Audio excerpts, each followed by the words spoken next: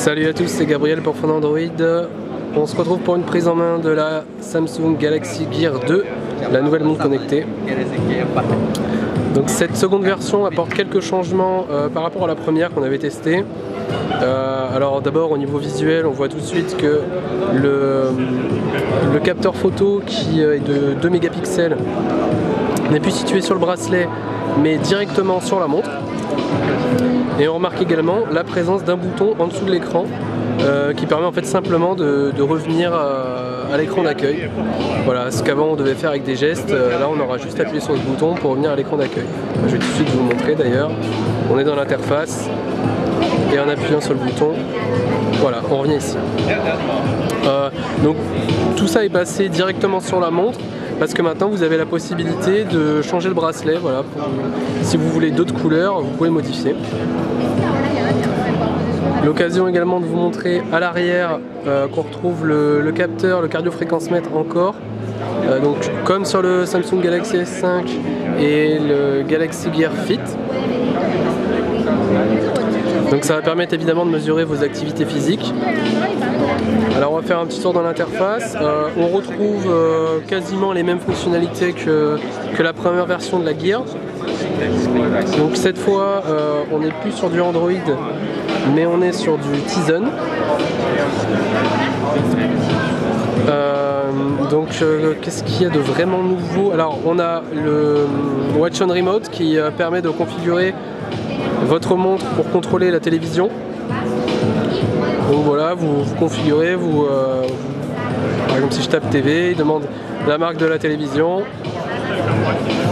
Donc, mettons que j'ai une Sony et après donc il y a juste à configurer, comme ça on pourra changer les chaînes, contrôler le volume, de quoi faire des blagues à la maison. Donc la caméra, toujours 2 mégapixels. Vous pouvez prendre des vidéos qui sont assez courtes. Il faut savoir que l'espace de stockage est limité à 4 gigaoctets. Ce n'est pas extensible. D'autant que maintenant, donc, non seulement ça servira à stocker vos photos et vos vidéos, mais ça servira également à stocker de la musique. Parce que l'une des plus grosses nouveautés reste la possibilité de stocker de la musique directement sur la montre. Et ne plus forcément utiliser Bluetooth pour écouter ou pour contrôler la musique que vous avez sur le téléphone avec la montre. C'est toujours possible, mais donc je vais vous montrer d'ailleurs ça tout de suite. Si on va dans les différentes applications, on en a une qui s'appelle Media Controller, donc là ça utilise le Bluetooth pour contrôler la musique de votre Samsung Galaxy S5 par exemple. Et on a une application musique où là c'est la musique que vous avez stockée sur le téléphone, sur la montre. 4 Go ça paraît peu, mais d'un autre côté si c'est juste pour aller courir, vous mettez vos playlists et ça suffit amplement. Bien sûr le tout est connectable en Bluetooth avec votre casque Bluetooth ou vos écouteurs.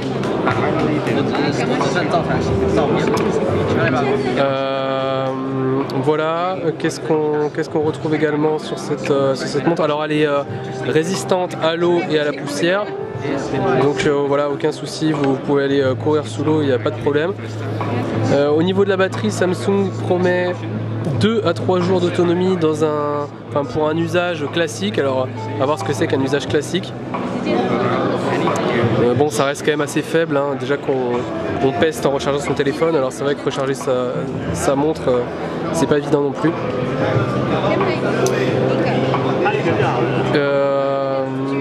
Et donc bien sûr si vous voulez économiser de la batterie, vous pouvez toujours aller dans les réglages et par exemple régler la luminosité un peu plus basse. Ça vous permettra d'économiser de la batterie, après ça dépend de votre environnement.